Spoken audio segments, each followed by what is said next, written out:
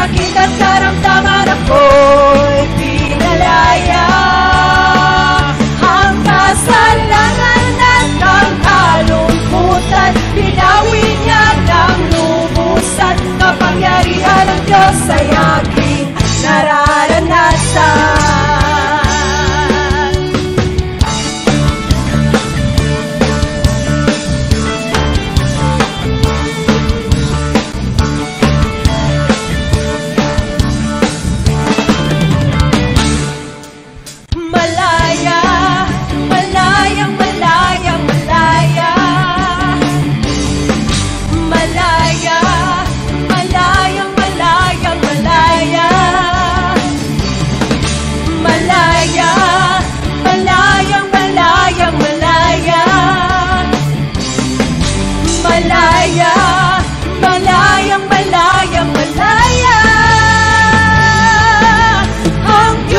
Buhay ko'y gumawa, naranasan ang kanyang himala. Sa sakit at karamdaman ako'y pinalaya. Ang kasalanan at ang kalungkutan, binawi niya ng lubusan. Kapangyarihan ng Diyos ay aking nararanasan.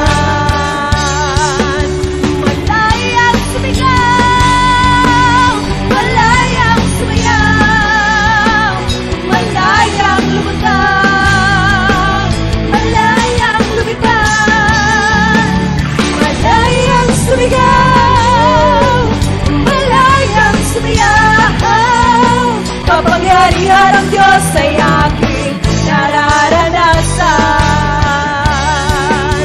Malayang sumigaw, malayang sumayaw, malayang lumutang, malayang lumutang, malayang sumigaw, malayang sumayaw.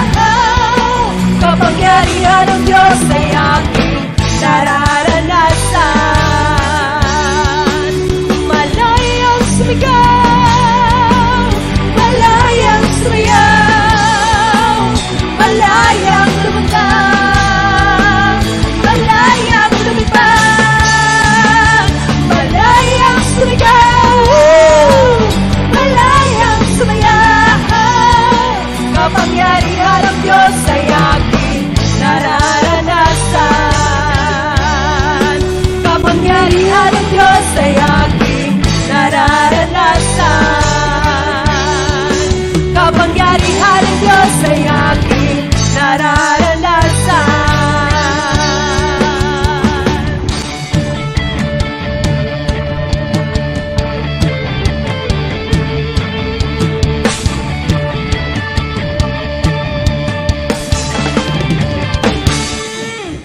Let's pray. Peace I give to you, that saith the Lord Jesus Christ. In this world there is tribulation, but be of good cheer. I overcome the world. Once again, Father in heaven, I just want to thank you and praise you for this wonderful opportunity. Be with me, Lord. Hallelujah. And bless everyone, Lord, who hears your message. Use your servant, Lord, as an instrument. This I ask in Jesus' name. Have a blessed day. And my topic this morning is entitled, Whatever It Takes. Whatever it takes means, ano po ang ibig sabihin? Gagawin po ang lahat higit sa kaya mo. Hindi lang yung best, kundi with excellency. Ito ang nais ng ating Panginoon. Because this is my title. Pag ikaw ay estudyante, para makakuha ka ng mataas na marka, you will do your best to be on top. O ikaw naman ay nagtatrabaho sa isang kumpanya, ganun din ang yung gagawin. You will gonna do your best for the promotion. Sa profession, you will work hard para makamit mo yung iyong minimithi. At paano naman kung sa Diyos, anong kaya natin gawin para sa paglilingkod sa Diyos? Before this COVID-19 happens, we are working hard for our profession, our studies, our work, our family.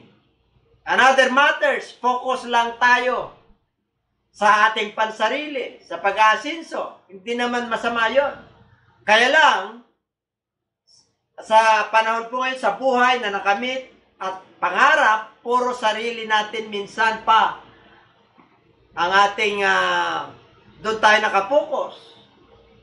Whatever it takes, na kukompromise, na gumawa ng masama para magkaroon lang ng mga bagay na gusto.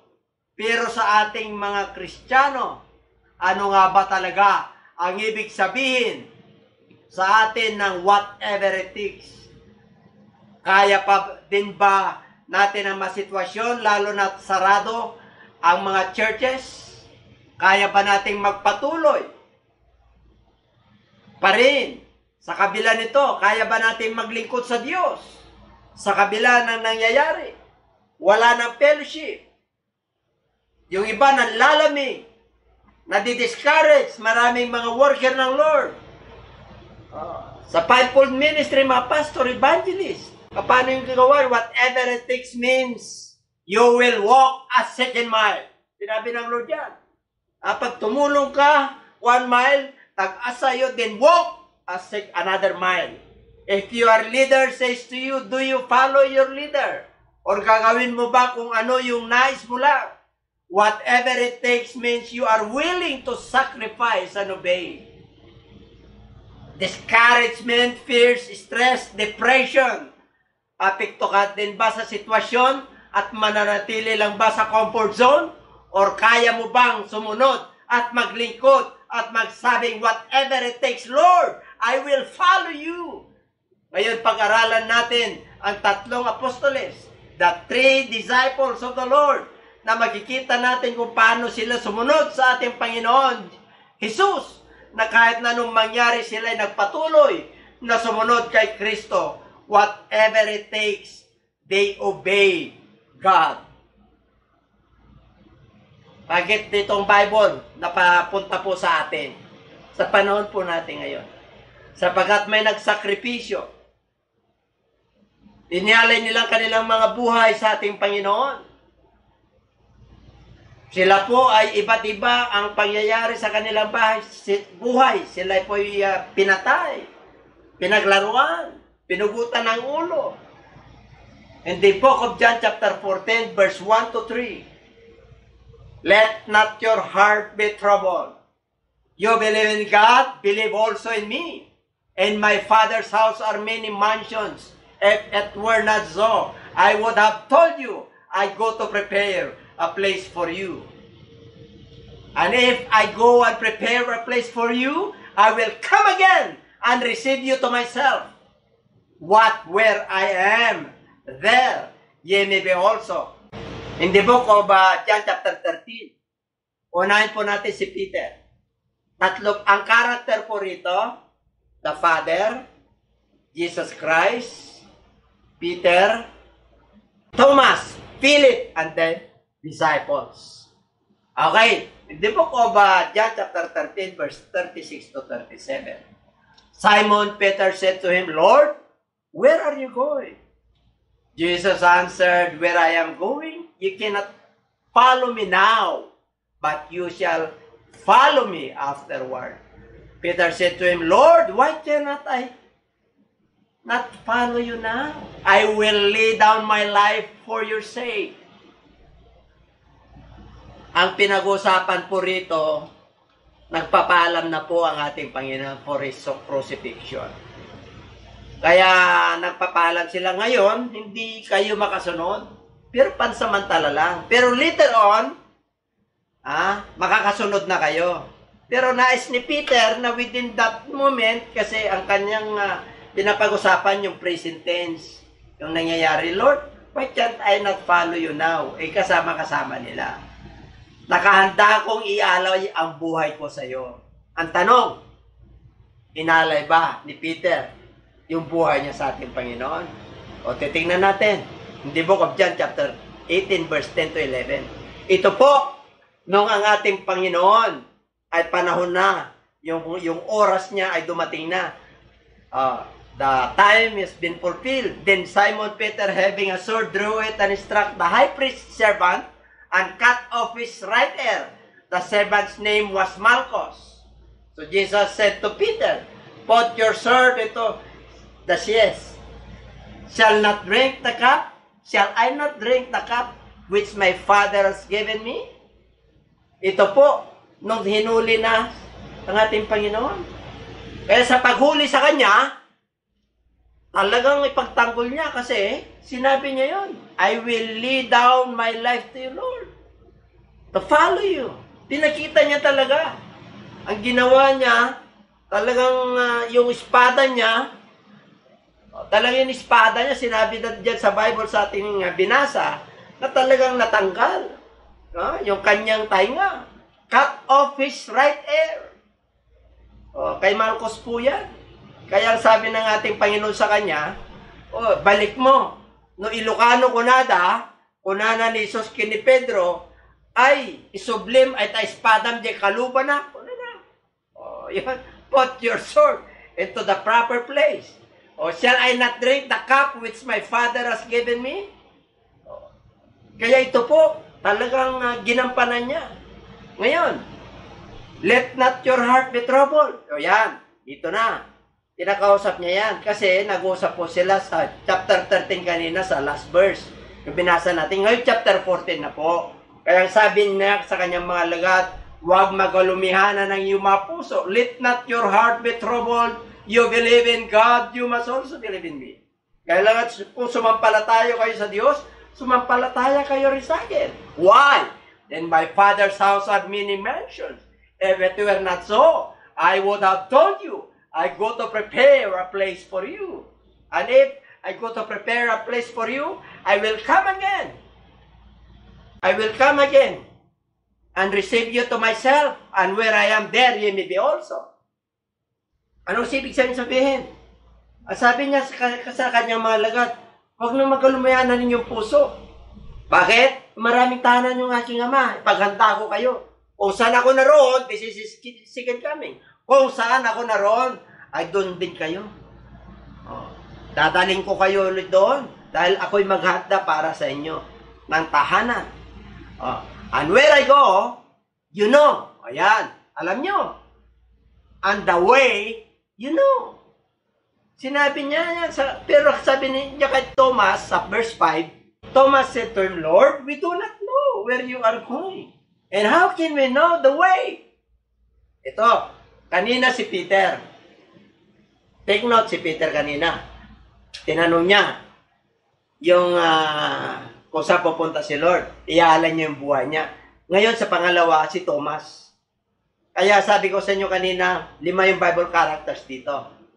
At yung in-emphasize dito, ngayon na kay Thomas na tayo. Ang sabi ng Lord sa verse 4, alam nyo na yung daan. Alam nyo na. Pero sabi ni Thomas, Lord, we do not know where you are going. And how can we know the way? Ito na po. Jesus said to him, I am the way, the truth, and the life. No one comes to the Father except through me. Wala kayo na po na sa verse 6. Jesus said to him. Hindi niya sinabi, Jesus said to them. Bakit? Personalize po yun eh. Kasi ang nagtatanong po si Tomas. Kasi sinabi niya sa verse 4, kilala mo na yung daan. Alam ko na yung papunta ko, alam nyo na. In-explain ko na sa inyo. Ngayon, kaya si Thomas, hindi ko pa alam. Lord, we do not know where you are going. And how can we know? Paano namin malalaman? Pero sabi ng Lord, kay Thomas said to him, I am the way. Siya yung daan. Siya yung katotohanan. Siya yung buhay. At walang makakapunta sa Ama maliban sa Kanya lamang. So sa verse 7 na po tayo. If you had known me, you have also known my Father also. And from now on, you know Him and have seen Him. So ibig sabihin, mula ngayon, Tomas, kilala mo na to, si Kristo. Itong nagsasalita. You have known my Father also. Kilala mo na rin yung Ama. And from now on, mula ngayon, nakilala mo na siya at nakita mo. Tingnan natin si Thomas.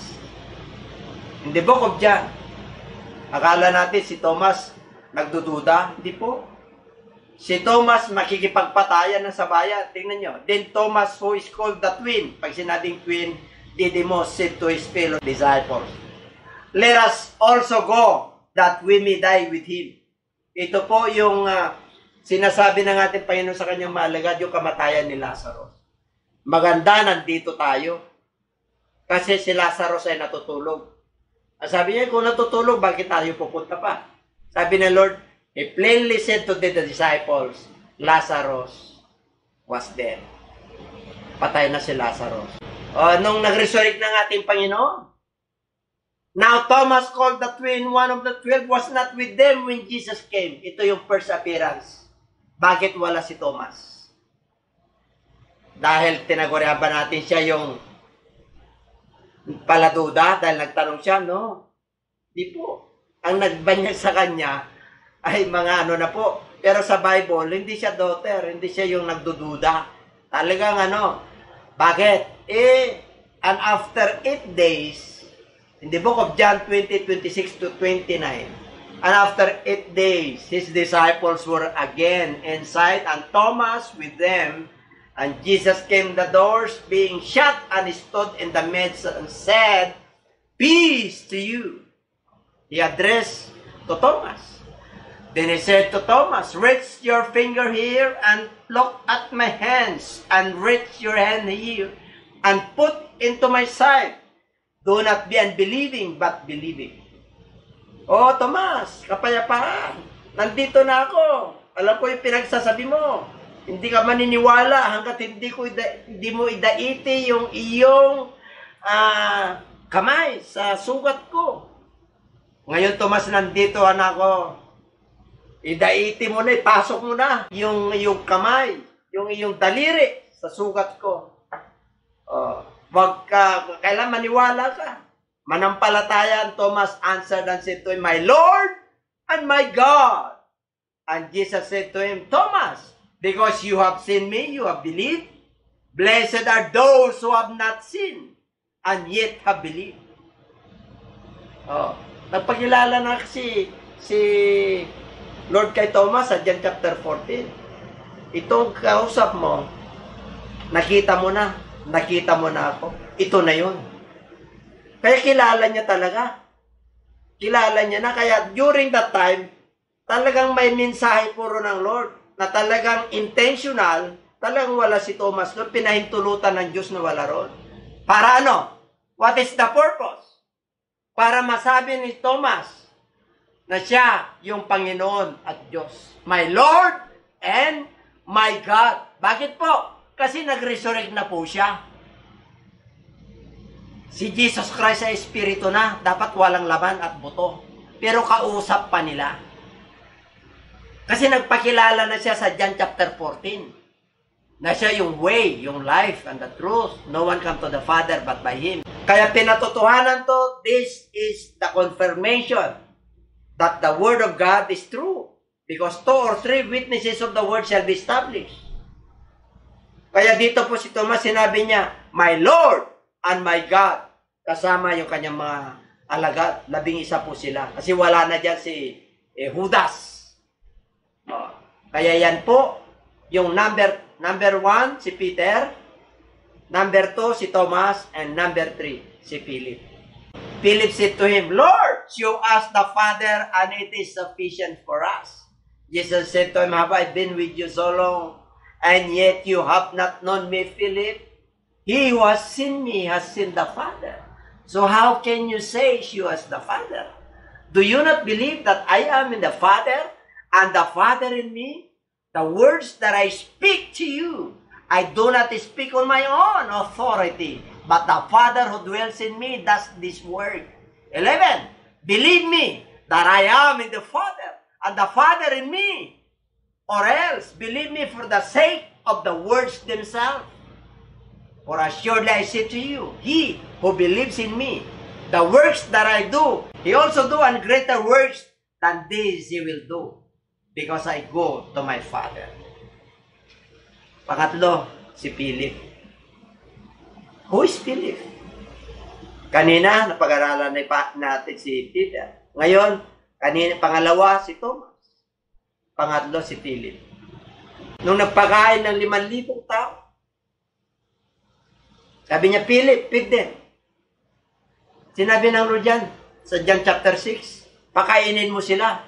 Ang sabi ni Philip, saan ka tayo kukuha ng pagkain ng karaming ganitong tao? Oh, hindi kasya ito ng 2 denaryo, dalawa. Which is equivalent to 8 months' wages during their time. So, si Philip, sabi niya, show us the Father. Siyempre, kanina po, sa kapupunta, sabi ni Peter kay Lord, kailangan makakarating ako ron. Sabi naman po ni Thomas, yung way. Alam na rin niya. Ngayon, yung Father naman, kasi binabanggit niya, except, I am the way, I am the truth, and I am the life. The one coming to the Father but by me. Sa 7, ngayon, pumasok na si Philip. Diba? If you have known me, you have known the Father. Philip, kaya sabi ni Filipi, show us the Father that we may satisfy us. Pakita niyo. Sabi niyo sa amin kung sino yung Ama na tinutukoy mo. Kaya sabi niya, napakatagal ko na sa inyo, Philip. Hanggang ngayon, di mo pa ako kilala. Pag nakita mo na ako, nakita mo na yung Ama. Tanong, si Jesus Christ ba yung nagsisinungaling? Hindi siya pwedeng magsinungaling kasi Diyos po siya. Totoo po siya na siya yung Ama. Patutunayan na yan ng Bible. Sa 7:14 ng Book of Isaiah, darating. Pang palatandaan yung dalaga mga anak. Isang lalaki, tatawagin Emmanuel. Natupad po yan sa Matthew chapter 1 verse 23.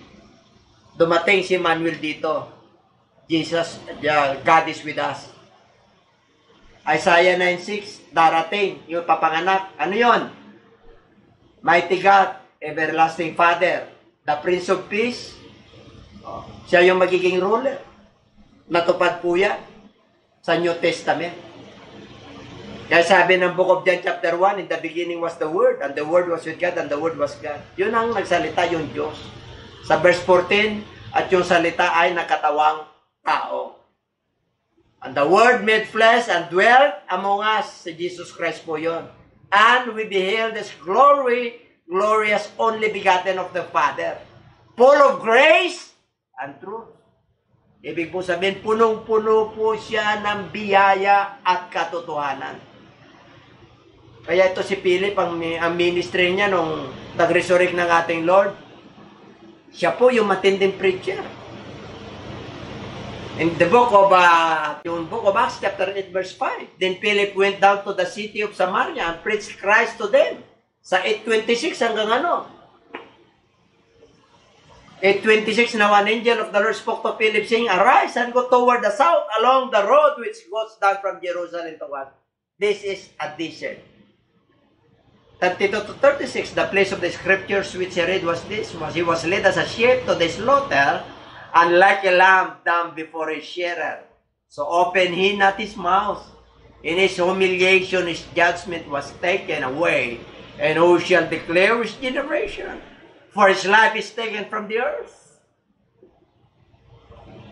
36, and the eunuch answered Philip and said, I pray thee, of whom speaketh the prophet this of himself, or of some other man? Then Philip opened his mouth and began at the same scripture, and preached unto him Jesus. And as they went their way, they came unto a certain water, and the eunuch said, see, here is the water.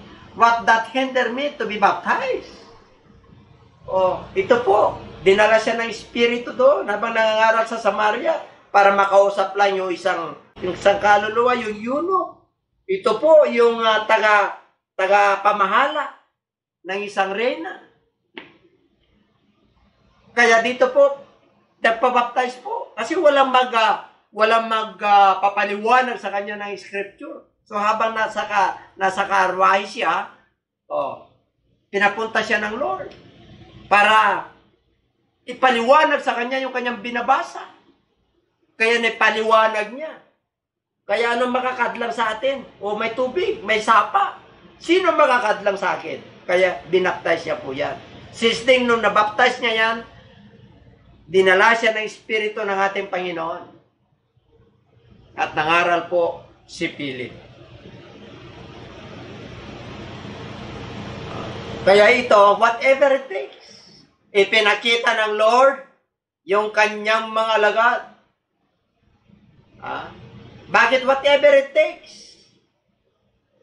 Nakilala nila si Lord, lalo na nung nag-resurrect ang ating Panginoon, nung binigyan sila, receive the Holy Spirit. Nung hiningahan sila ng Holy Spirit. Kaya very bold na po silang mangaral. Maging si Apostol Pedro, siya yung unang nangaral. In-entrust ng Lord sa kanya yung susi ng kariyan. To unlock the salvation, the message of salvation. Kaya what shall we do? Sinabi niya ko doon sa Book of Acts 37. 2:37 and 38. Anong dapat namin gawin? Kasi nasaktan po sila. Mapapanood niyo po yan sa What Shall We Do, yung segment ko po roon. Si Philip, inalay nila yung buhay nila. Nung dumating yung panahon, yung pagtatapos ng kanyang ministry, anong nangyari kay Philip? Siya po ay minartir. Talagang pinatay po siya. Tinrusify po siya. Pero ayaw niya yung crucifixion na kagaya ni Jesus Christ. Kasi insulto yun sa kanya. Para sa kanya, ni-request niya yung kanyang kamatayan. Ano yung request niya? Pwede ba patiwarik na lang? Grabe si Peter. Bakit? Ikilala na nila ang Diyos eh. Whatever it takes. Bakit? Hindi lang naman itong buhay. Pangalap na namin ng Ebanghelyo. Natupad na namin yung pinapasabi sa amin ng Diyos. Kaya kahit napatayin kami, alang-alang sa Ebanghelyo. Kaya nakarating nga yung Ebanghelyo sa atin eh. Yung magandang balita eh. Yung Word of God, yung Bible. Bakit? May nagsakripisyo para sa atin. Si Peter po namatay. Na-crucify patiwarik. Si Thomas, namatay din po sila. Minartir po sila. Sino pa? Maging si Philip, namatay din.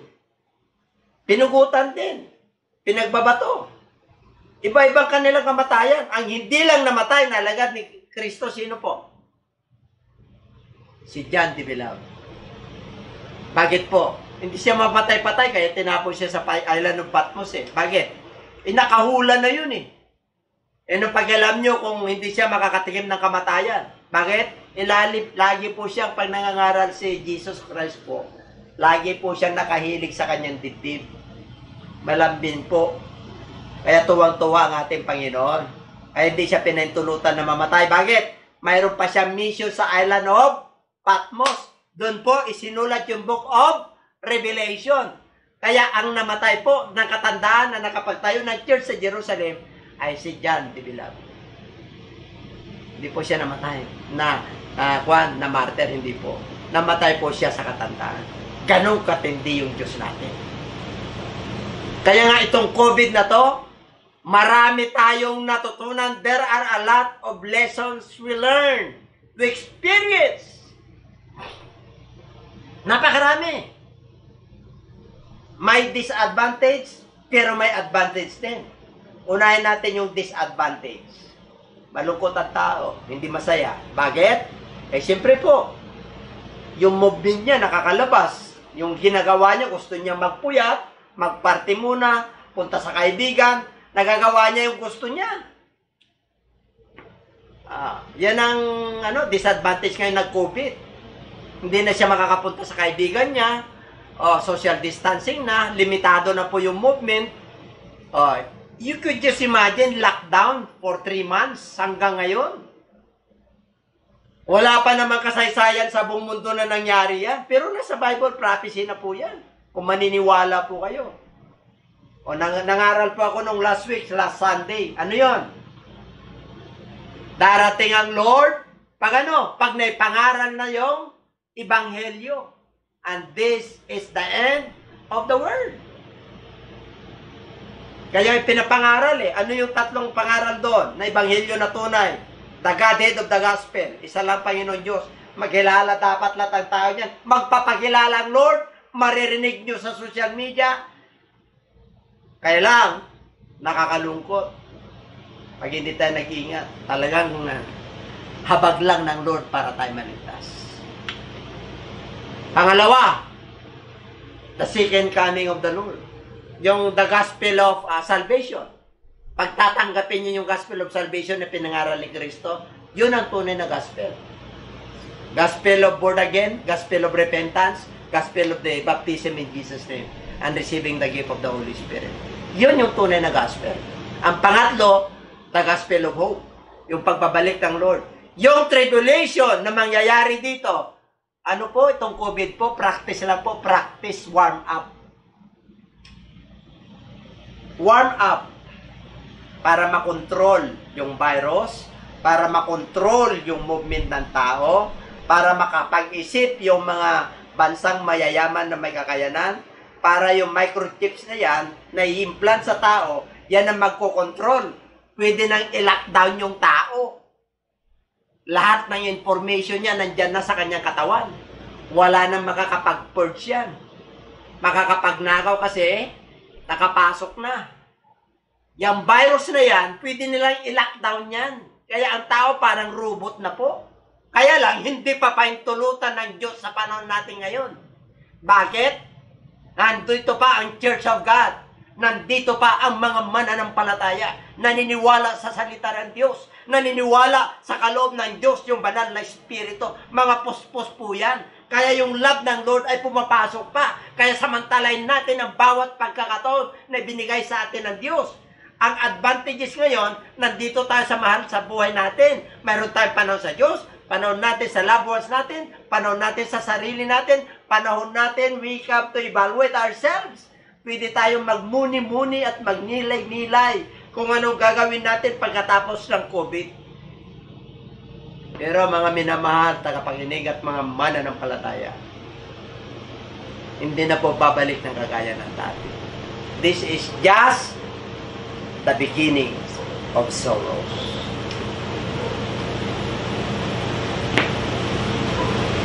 Ang pagbibisita ng Diyos, pagpupunta niya dito sa kanyang paghahari, kailangan malinis ang lahat. Kaya nililinis niya lahat ng Lord. Mga baluktot, mga corruptions, mga terrorist bill, ang dami. Kasi nga, ginagawa ng Lord at binibigyan ng Lord ng chance yung mga tao. Kaya sabi sa 2 Peter 3:9, the Lord is not slack concerning His promise, as some count slackness, but is long-suffering toward us, not willing that any should perish, but that all should come to repentance. Bakit hindi pa siya bumabalik? Kasi nais ng Lord na tayo po ay magbalik loob sa Kanya at magsisi. Ang Kanyang pangako hindi na-delay. May timing lang ang Lord. Kaya lahat ng mga Gentiles ngayon, may bilang lang po ang papasok sa karya ng Diyos. Kaya samantalahin po natin, mga hintil, mga hindi Hudyo.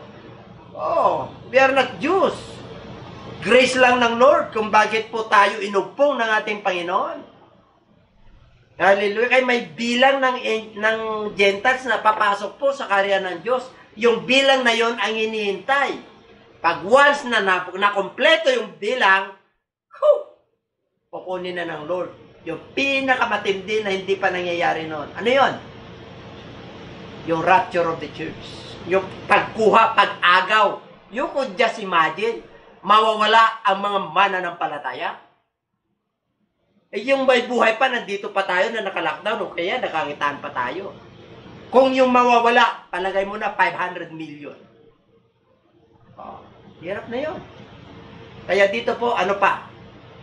In the book of Romans, chapter 8, verse 28, and we know that all things work together for good to those who love God. Hindi po tulog ang Diyos. Yung man nangyayari, alam niya.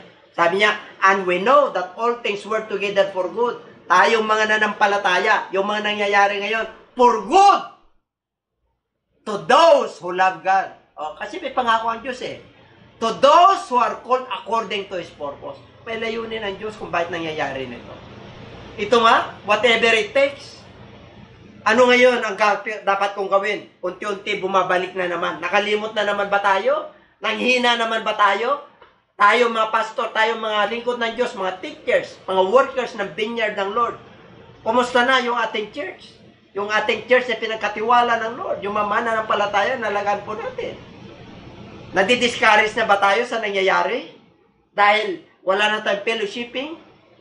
Wala na tayong prayer? Dahil kahit na kapwa mo mananampalataya, walang social distancing, hay-hay muna. Ito yung mga disadvantages eh. Bakit? Hay-hay muna. Pati mananampalataya, nakamas sa loob ng church. Gano'n ba yun? Nagpupuri ka sa Diyos, nakamas ka. Pero wala tayong magawa. Sa gobyerno, pinagbawal yun. Baka picturean tayo. O bakit sila? Nakamas. Hindi sila nagmamas sa loob ng church. Bakit? Ito yung mga pagkakataon na patibayin natin ang pananampalataya natin. Kahit na walang social gatherings, fellowship, paigtingin po natin yung ating panalangin, paigtingin po natin yung ating pagninilay-nilay. Pag binigyan po tayo ng pagkakataon ng Lord sa ating mga kaibigan, mag-text. Wala naman tayong ganong ginagawa ngayon. Turuan nyo sila online. Kung nagkaroon po tayo ng pagkakataon sa social media na kagaya nito, binibigyan po tayo, ihayag nyo yung kalooban ng Lord kung ano pinapasabi ng Diyos. Kaya maraming salamat po. This coming Sunday po, Father's Day. Whatever it takes, mga tatay. Ano man ang mangyari, tatay pa rin tayo na naglilingkod sa Lord. Mga pastor, ano man ang mangyari, pastor pa rin tayo nadatna ng Lord. Kahit na ganito ang nangyayari, yung mga alagad ng Lord, halos sila lahat ay pinatay. Para makarating sa atin yung mabuting balita, yung magandang balita, yung good news. Na-enjoy na po natin ngayon. Before grace, by grace na po tayo. Do you still follow God, whatever it takes? Susunod pa rin ba kayo sa Diyos? Kahit na ganito na, lockdown, basic needs, kapos. Tinitignan ng Lord, diyan, sa Luke chapter 18. Meron pa kaya akong datnan ng may pananampalataya? 18:8. Ang Lord, dinanapan tayo ng pananampalataya. Mga anak ng Diyos, mga worker ng Lord. O hindi nanapan tayo ng basic needs, pananampalataya. Kaya sabi ng Lord, if you believe in God, you must also believe in me. Bakit? In my Father's house, there are many mansions. Kung sasampalataya kayo sa Diyos, sumampalataya rin kayo sa akin. Bakit? Kaya wala si Kristo pa, di pa dumarating ba? Pinagandaan po tayo ng mansyon, ng tahanan. Whatever it takes, Lord. Kung yung mansyon ko ngayon ay 3 poste lang, kinukumpleto mo lang, Lord, kaya may mga problema ako para 4, para balanse.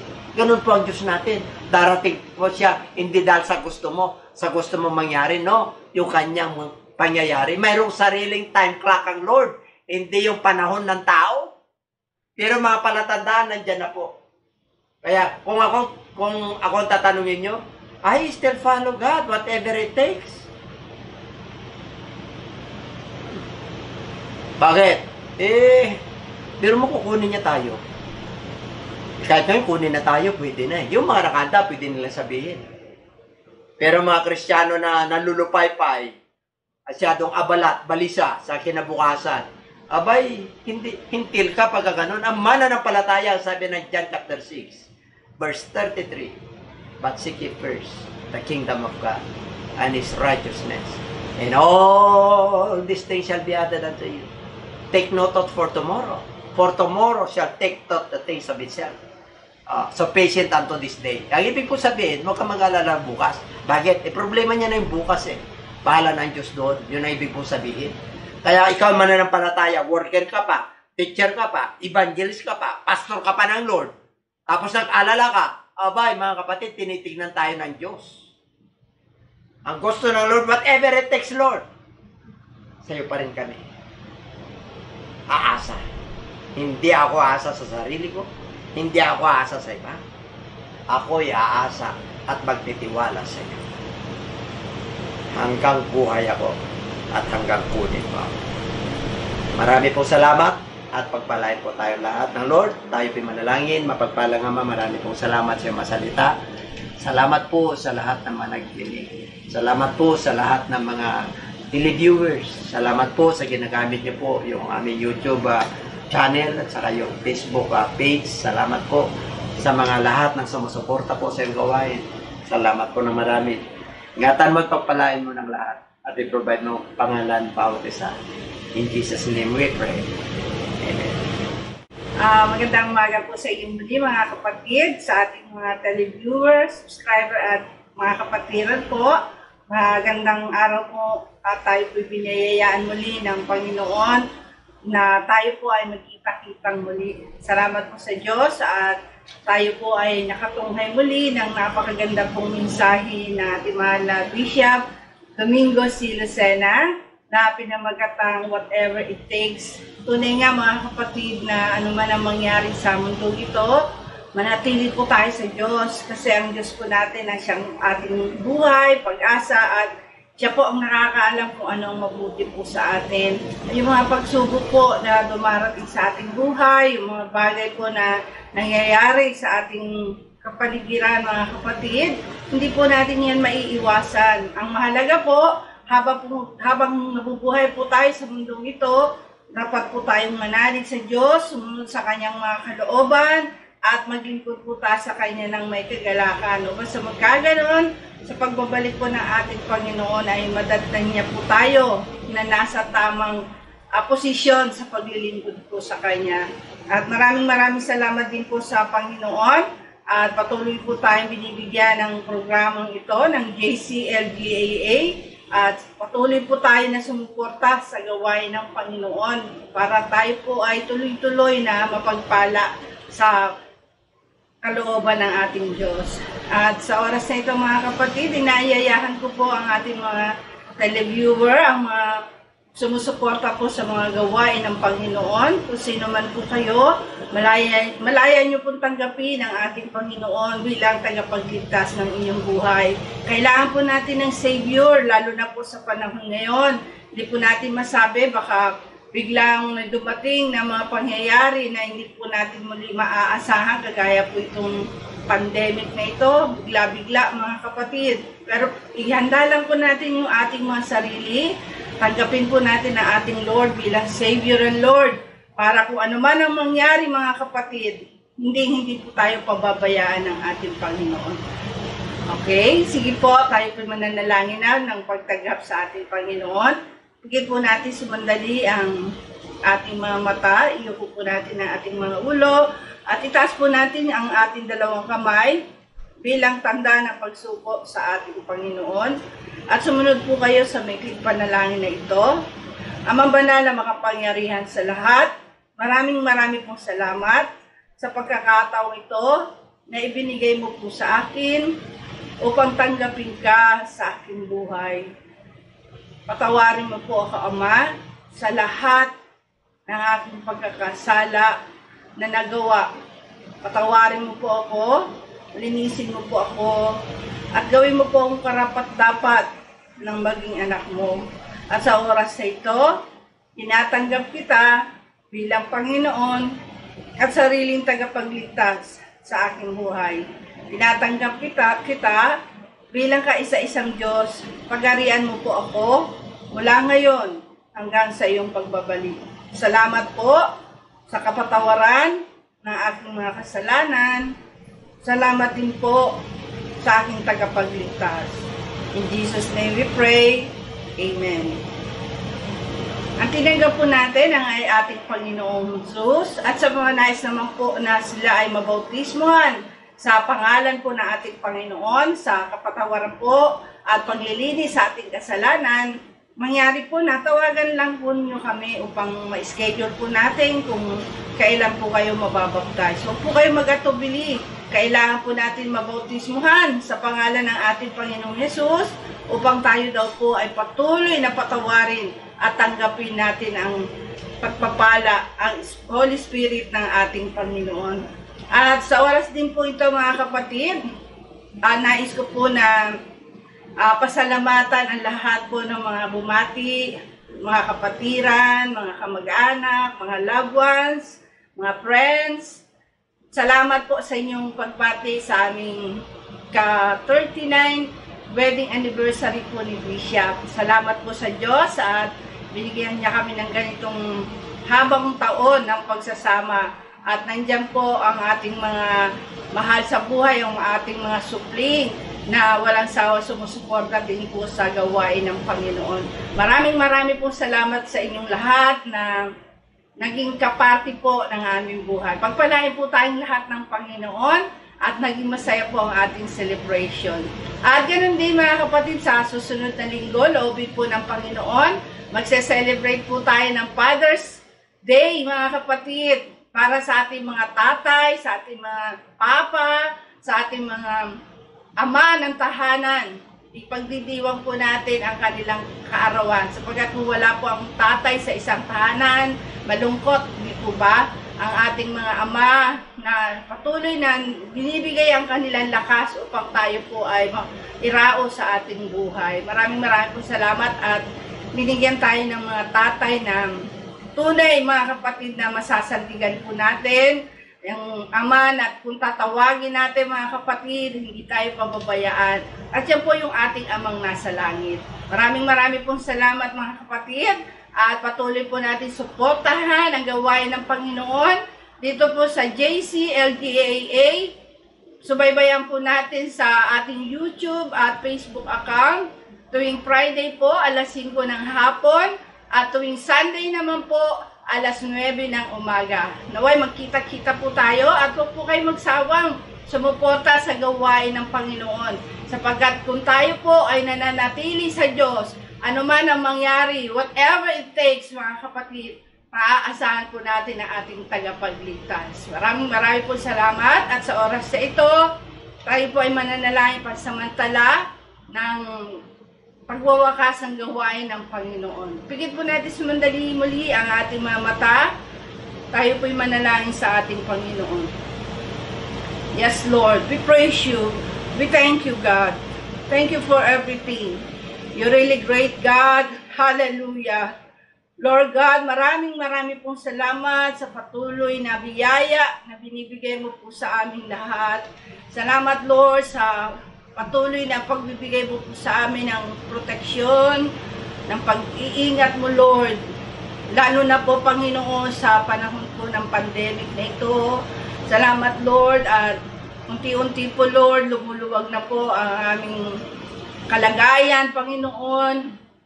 Nagkakaroon na po kami ng mga fellowshipping kahit paano. Kakaroon na po kami, Panginoon, ng paglabas upang makita po namin ang paligid. Salamat, Lord. We really miss ang mga buhay po na malaya. Salamat, Lord, na sa kabila, Panginoon, ng pandemic na ito, nararamdaman namin, Lord, O God, ang iyong pag-iingat. Salamat din, Lord, sa patuloy na pagtulong mo po sa amin. Lalo na po sa aming mga anak mo, Panginoon, na ikaw ang aming Diyos ng buhay, ay napaglilingkuran namin, Lord, na nandun, Diyos, ang iyong pagpuprovide ng aming mga pangangailangan, pagbibigay sa amin ng kagalakan, in spite ng may mga trials. Nandun pa rin, Lord, na nakukommunicate namin yung aming mga loved ones na malalayo, Panginoon. We pray for each other, Lord. Salamat, we share, we love, and we give all our best for each one of us. Salamat sa pagdadamayan, mga po, Panginoon, na binibigay mo po sa aming mga anak mo. Salamat, Lord, at patuloy mo kami binibigyan ng pagkakataon na makapaglingkod sa iyo. It's our great privilege and honor, God, to serve you more. And whatever it takes, Lord, sa mundong ito, Lord, sa iyo pa rin kami mananatili, sa iyo pa rin kami popokus, Panginoon, sa iyo pa rin kami maglilingkod, Panginoon.